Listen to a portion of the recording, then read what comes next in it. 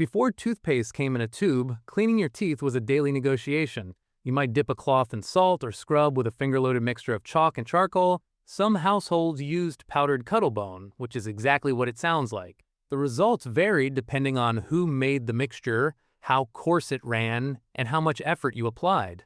There was no standard, there was no habit, there was no shelf to reach for. What changed that wasn't a dentist or a discovery, it was manufacturing scale and a clever tube. By the late 1800s, American and European cities were growing fast. More people meant more proximity, more social expectations, and a new awareness of breath. Dentistry was becoming a real profession, not just a last resort for the desperate. And the market noticed there was a problem people hadn't quite named yet. Before toothpaste in its modern form, tooth powders did most of the work. They were sold in small tins or paper sachets, and they worked reasonably well on their own terms. You wet your brush, dipped it into the powder, and hoped you hadn't taken too much. The problem was moisture. Any powder left near a sink started clumping within days. Humidity turned a clean, dry product into a crusty, bacteria-friendly mess inside the tin. Cross-contamination was another quiet issue, everyone dipping into the same shared pot. There was also the question of consistency. How much powder is the right amount for one brushing? You couldn't really dose it the same way twice, which sounds minor until you realize it affected adoption. People who could afford dental care were also the people most sensitive to this kind of inconvenience. The early paste formulations were trying to solve several problems simultaneously. They wanted abrasion, enough to remove plaque and surface stain without destroying enamel. They wanted binding agents that held the mixture together without making it gritty or chalky. They needed something that dispersed evenly on contact with water and a brush. Chalk remained a core abrasive for a surprisingly long time, inexpensive, mild, and widely available. Glycerin was added as a humectant, which kept the paste from drying out inside its container. Getting those two ingredients to behave together without separating took real formulation work. Early pastes had a habit of weeping liquid at the top if stored improperly or for too long. That might seem like a small cosmetic flaw. For a product you put in your mouth, it was a deal breaker. The tube changed everything, and not because of the paste inside it. Collapsible metal tubes had been used for artists' oil paints since the 1840s. They were lead or tin, soft enough to squeeze, and airtight enough to preserve what was inside. A Connecticut dentist named Washington Sheffield is often credited with adapting this format for dental cream in the 1880s. The exact story is somewhat disputed, as these origin stories often are, but the direction of influence is clear. The tube solved the contamination problem immediately. You squeezed out what you needed and sealed the rest. It solved the humidity problem. The paste stayed intact, protected from the bathroom's constant moisture cycle. It also, somewhat accidentally, created the first version of dosing by feel. That ribbon of paste on a brush, a length you could eyeball, became a repeatable morning act. The tube format also made toothpaste shippable in ways powder tins weren't quite managing. A flat squeeze tube stacked. It packed flat in cartons.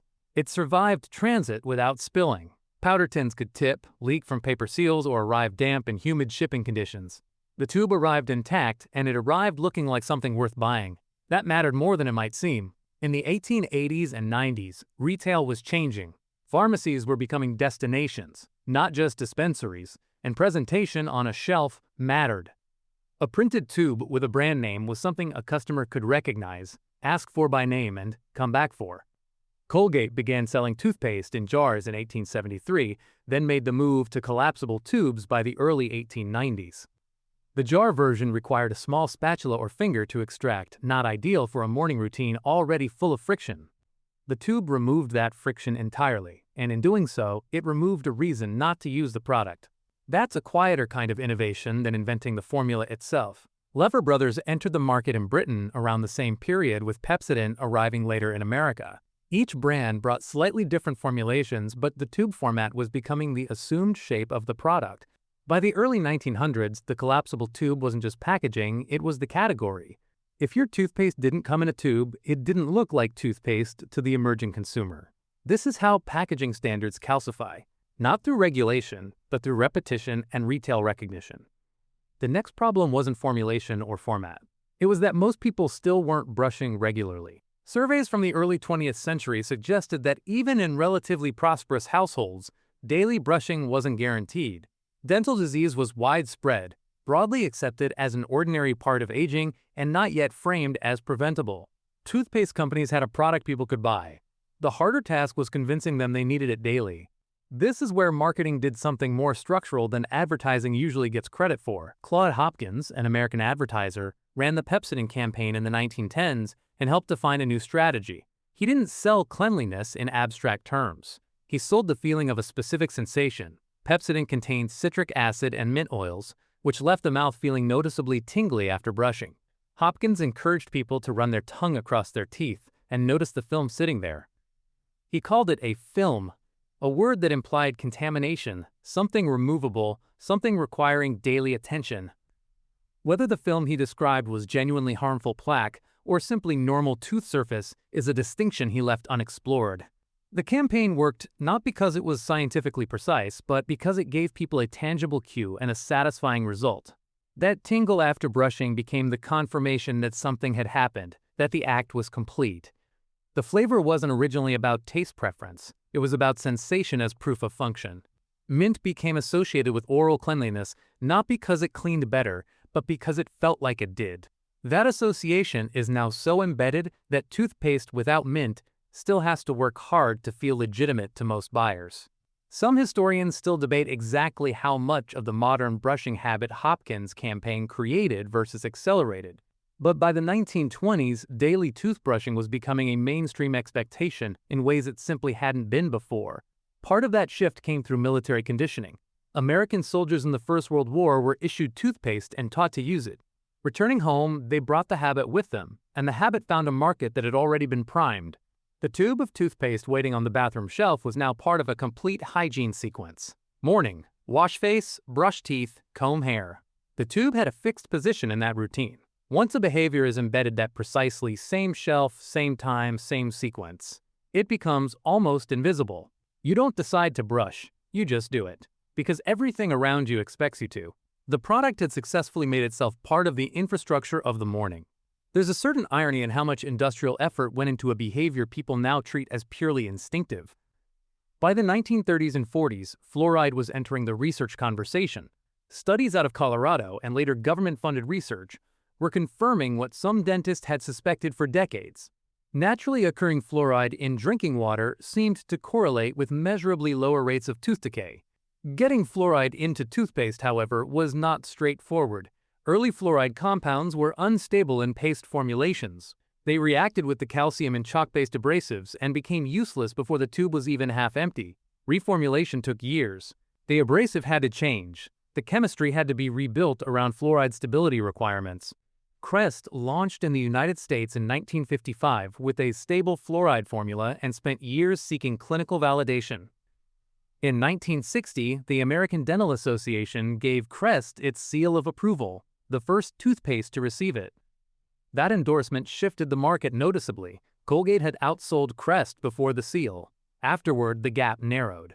Fluoride became the functional core of toothpaste, and the marketing shifted toward efficacy, rather than sensation alone.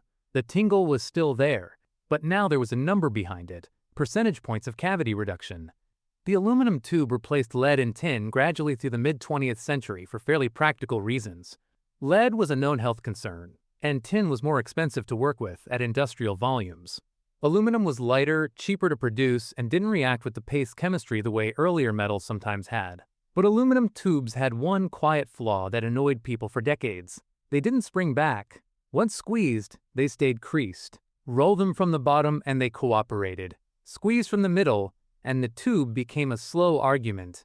That particular domestic frustration, the argument about how to squeeze the tube, is one of the more absurd legacies of mid-century packaging. The laminate tube arrived in the 1990s and quietly solved it. Plastic and foil layers that partially recovered their shape after squeezing. No fanfare, no campaign, just a tube that stopped requiring a strategy to operate. The formula inside, meanwhile, was accumulating ingredients the way products do when science and marketing run in parallel. Sodium lauryl sulfate arrived as a foaming agent. It made toothpaste lather visibly when brushing. Functionally, the foam doesn't clean. The abrasive and fluoride do the actual work. But foam signaled effort. It looked like something was happening, which made people brush longer and feel more satisfied. The perception of cleaning and the mechanics of cleaning were quietly running on separate tracks. Whitening agents entered mainstream toothpaste in the 1980s and 1990s, mostly mild abrasives and peroxide compounds. The claims were carefully worded whiter teeth rather than bleaching, which carried clinical and regulatory implications. Sensitivity formulas followed, with compounds like potassium nitrate or stannous fluoride targeting a specific consumer complaint. Each new variant extended the category without replacing the core format. Same tube, same shelf position, new label. The tube itself had become so established that changing it carried genuine commercial risk. Pump dispensers appeared in the 1980s and held some share of the market for a while. They were easier for children to use and eliminated the squeezing entirely, which some consumers found genuinely appealing. But they didn't travel well, they cost more to manufacture, and they didn't fit the existing bathroom cup-and-shelf routine. The tube's physical compatibility with how bathrooms were already organized turned out to matter more than the pump's convenience advantage. That's infrastructure lock-in working at the most domestic possible scale. Your bathroom shelf, your travel bag, your hotel amenity kit, all of them were already dimensioned around the tube. Changing the format would have required changing the habits, the storage, the retail facings, and the consumer expectation simultaneously. So the tube stayed, in roughly the same proportions it had occupied since the late 19th century. What changed was what was printed on it: an expanding list of active ingredients, certifications, and dental association logos. The ribbon of paste itself became subject to a specific and entirely manufactured expectation. Toothpaste advertisements from the 1990s onward almost universally showed the paste curling in a full-length ribbon across the brush. That image, generous, uniform, slightly excessive, trained consumers to dispense more than necessary for effective brushing. A pea-sized amount is what most dental guidelines actually recommend for adults. The ribbon shown in advertising is roughly 3 to 4 times that, which is also roughly 3 to 4 times the consumption rate. This is not accidental. A faster emptying tube is a sooner replaced tube, and replacement is the engine of the category. It's worth noting that details and historical accounts around toothpaste's development do vary across sources. Some credit different inventors, some dispute the timing of fluoride adoption, and marketing histories tend to favor their own narratives. What's consistent across most accounts is the structural story: powder to paste, jar to tube, sensation to efficacy claim. The abrasive is now usually hydrated silica rather than chalk, gentler and more consistent across formulations. The fluoride concentration is regulated by country, which is why toothpaste purchased in different markets can list different active ingredient percentages. A tube bought in the United Kingdom and one bought in the United States may contain meaningfully different fluoride levels despite identical branding. Most people have no idea this variation exists, which is a reasonable measure of how invisible the product's chemistry has become. You don't think about what's in the tube, you think about whether it's running low. That's the real achievement of the last 140 years. Not the formula, not the fluoride, not even the tube. It's that the act of brushing became so normalized it disappeared into the background of daily life. The product made itself invisible by becoming necessary, and that's a more durable kind of success than any single ingredient breakthrough. The argument about how to squeeze the tube, though, that one never fully went away.